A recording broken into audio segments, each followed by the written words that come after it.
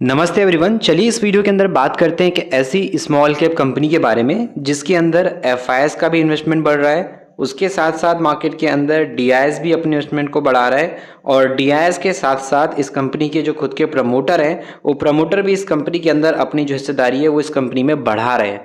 तो कंपनी में ऐसा क्या है, बिजनेस क्या है, कंपनी के अंदर क्यों आखिर एफआईएस डीआईएस और कंपनी के प्रमोटर अपनी हिस्सेदारी बढ़ा रहे हैं, क्या हिस्सेदारी बढ़ा रहे हैं, तो मार्केट के अंदर सही में कंपनी लंबी रेस के हिसाब से प्रॉफिट बनाने के लायक की क्षमता रखती है, उन सारी बातों को इस वीडियो के अंदर हम एनालिसिस के पॉइंट से समझेंगे। कोई भी आपको स्टॉक के बारे में या स्मॉल कंपनी के बारे में खरीदने की सलाह इस वीडियो में नहीं दी जा रही है। ये एक पूरी की पूरी वीडियो आपके लिए एजुकेशन के पर्पज़ पे बनाई गई है। तो आई होप आप इस वीडियो को पसंद करोगे, लाइक करोगे, और अगर आपको कुछ अच्छा लगता है इस कंपनी के बारे में तो आप कमेंट करके भी बता सकते हो, क्योंकि आपका ओपिनियन बहुत ज़्यादा मैटर करता है और आपके अगर अच्छे कमेंट्स आते हैं तो और भी नई नई कंपनीज़ के बारे में या जो भी अपडेट रहती है वो बताने का मन करता है। तो यहाँ पर बात करते हैं इस कंपनी के डेटा के बारे में, हिस्ट्री के बेसिस पे नाम वगैरह सब कुछ को हम समझेंगे, बिजनेस वगैरह सब कुछ समझेंगे।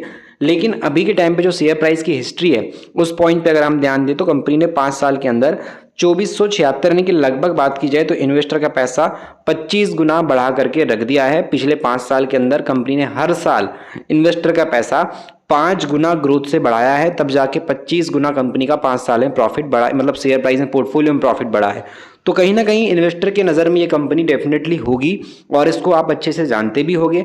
तो चलिए देखते हैं कौन सी कंपनी जिसके अंदर एफआईएस, डीआईएस, प्रमोटर सबकी हिस्सेदारी कहीं ना कहीं बढ़ रही है। लेकिन वहीं हम बात करें, यहाँ पर अब आता है पब्लिक की होल्डिंग की बात। तो पब्लिक की जो होल्डिंग है, ये पब्लिक की जो हिस्सेदारी है वो लगातार इस कंपनी में पिछले कुछ वक्त से कम होती दिखाई दे रही है। तो उस पर भी हम चर्चा करने वाले हैं, क्योंकि शेयर प्राइस वाइज बात की जाए तो अभी बहुत बड़ी गिरावट है और आप देख पाओगे ये वही कंपनी जिसका शेयर 1500 तक चला गया था, अभी के टाइम पे गिरावट की वजह से अब इस कंपनी का शेयर अभी 940 के आसपास है।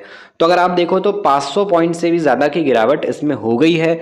तो कंपनी अभी डाउन ट्रेंड में है। हो सकता है अभी आपको 1000 रुपये के लेवल के आसपास नजर आ रही है, अगर ये गिरावट कंटिन्यू रही तो 500 तक भी आ जाए। तो क्या कंपनी इतनी बड़ी गिरावट में भी ध्यान देने लायक कुछ बचाती है फंडामेंटल के पॉइंट पे, बिजनेस के पॉइंट पे? उस पर अब थोड़ी सी नज़र डाल लेते हैं। तो क्लाइंट में अगर आप यहाँ पे नाम देखो तो एबीबी का नाम नज़र आएगा, उसके अलावा आपको भेल का नज़र आएगा और भी बहुत सारी कंपनीज हैं जिसमें आप देख पाओगे यहाँ पे जो है company smart solution based company जो है ये भी इसकी क्लाइंट बनी हुई है। सुजलॉन क्लाइंट के तौर पे नाम नज़र आएगा सुजलॉन का, और भी बहुत सारी कंपनीज है जिनके साथ मिलकर के ये काम कर रही है और ये अपना जो प्रॉफिट है उसको ग्रोथ के हिसाब से बढ़ा पा रही है। तो चलिए इस कंपनी के बारे में आप डिटेल में समझते हैं, क्योंकि टाटा जैसी कंपनी का भी नाम इसके अंदर आपको नजर आ रहा होगा। टाटा कंपनी भी इसकी क्लाइंट के तौर पे काम कर रही है। तो कंपनी के थोड़े से अब बिजनेस पे एक बार नज़र डालते हैं और कहाँ से कितना पैसा बनता है उसको देखते हैं। मैन्युफैक्चरिंग का काम जो चलता है इनका electrical, steel, lamination, motor course और जो सब असेंबलीज होती है, डाई कास्ट रोटर्स होते हैं, प्रेस टूल्स होते हैं ये, और मशीनरी, मेटल कंपोनेंट होते हैं, इसको बनाने का काम ये करती है।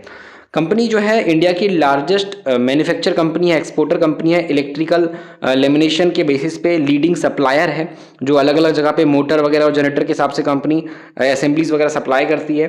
प्रोडक्ट पोर्टफोलियो में मशीन कंपोनेंट इनके पास है, जो अलग अलग तरीके की जो मशीन वगैरह होती है उसको बनाने के हिसाब से जो कंपोनेंट होते हैं वो कंपनी बनाती है। उसके अलावा जो रोटेटिंग इलेक्ट्रिकल इक्विपमेंट होता है उसको कंपनी बनाती है। तो इनकी जो डोमेस्टिक मार्केट में रेवेन्यू है वो 65% है और बाहर के देशों से पैसा 35% के आसपास बनाते हैं। तो एक्सपोर्ट से भी बड़ा पैसा इनके पास आता है। और मार्केट के हिसाब से आप देखो तो यहाँ पर जो ट्रैक्शन मोटर हो गए, रेलवे कंपोनेंट हो गए, इन पे यहाँ पे 30% के आसपास का पैसा बन रहा है। पावर जनरेशन से 16% का पैसा बन रहा है। इंडस्ट्रियल मोटर से 11%, माइनिंग और ऑयल गैस वाले सेगमेंट से 8%, स्पेशल पर्पस मोटर से 6% पैसा बन रहा है और अदर सेगमेंट से 29% है। बाकी क्लाइंट वगैरह का तो नाम मैंने आपको ऑलरेडी पहले ही बता दिया कि कैसे कंपनी के अंदर भेल, टाटा, सुजलॉन, एल&टी जैसी बड़ी बड़ी कंपनीज हैं जो इसके साथ मिलकर के काम कर रही हैं।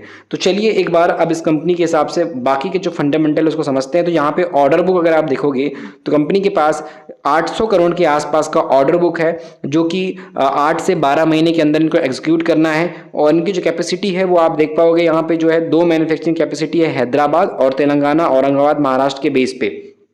हैदराबाद, तेलंगाना और औरंगाबाद जो है महाराष्ट्र के बेस पे इनका जो प्लांट है वो आपको दिखाई देगा।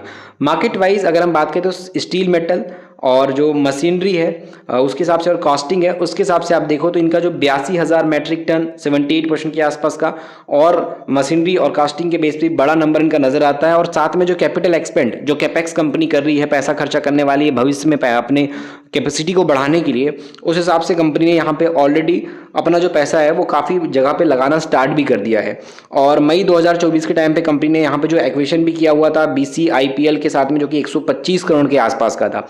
और फंड रेज जो यहाँ पे हुआ था कंपनी ने जुलाई 2024 के टाइम पे किया था, और ये जो फंड रेज था कंपनी का ये 360 करोड़ के आसपास का था। तो ऐसे में इस कंपनी के अब जो फंडामेंटल नंबर के बेस पे हैं उसको समझते हैं कि मार्केट के बेस पे कंपनी कितना पैसा कमा रही है और सेल्स प्रॉफिट ग्रोथ का डेटा क्या कहता है। मार्केट कैप है इसका 3637 करोड़ का, और एक साल के अंदर इसने हाई 663 से 1512 तक का लगाया हुआ है। स्टॉक का P 31 का है। ROC ROE 20 से 24% का आपको दिखाई देगा। मार्केट के अंदर प्रमोटर की होल्डिंग 54% है और जो प्लेज परसेंट है वो 9-9.5% के आसपास है। तो ये वाला पॉइंट थोड़ा सा रिस्की है। उसके बाद भी अगर आप देखोगे तो यहाँ पर DIS FIS और प्रमोटर का स्टेक इंक्रीज हो रहा है, इस वजह से बाजार में कंपनी चर्चा में है।